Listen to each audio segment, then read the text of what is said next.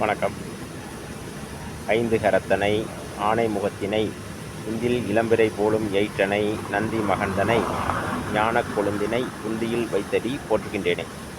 இன்றைக்கி வாஸ்துவில் நம்ம என்ன தலைப்பு பற்றி பார்க்க போகிறோம் அப்படின்னாக்க, நம்ம வீட்டில் நம்ம பயன்படுத்தக்கூடிய கிணறுகள் அல்லது அடி பைப்புன்னு சொல்லுவோம்ல, கை பைப்பு, இதெல்லாம் எந்த திசையில் அமையணும் அப்படிங்கிறத பற்றி நம்ம பார்க்க போகிறோம்.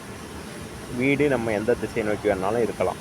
வடக்கு நோக்கியோ, கிழக்கு நோக்கியோ, மேற்கு நோக்கியோ, தெற்கு நோக்கியோ, 4 திசைகளையும் எந்த திசை நோக்கி இருந்தாலும் அந்த கிணறுங்கிறது அமைக்கிறது வடகிழக்கு பகுதியில் தான் நம்ம அந்த கிணறோ கைப்பைப்போ அமைக்கணும்.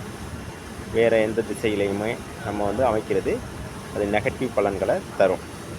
அக்னி மூலையிலையோ, வாயு மூலையிலையோ, வேறு எந்த மூலையிலையோ கிணறு அமைக்கக்கூடாது.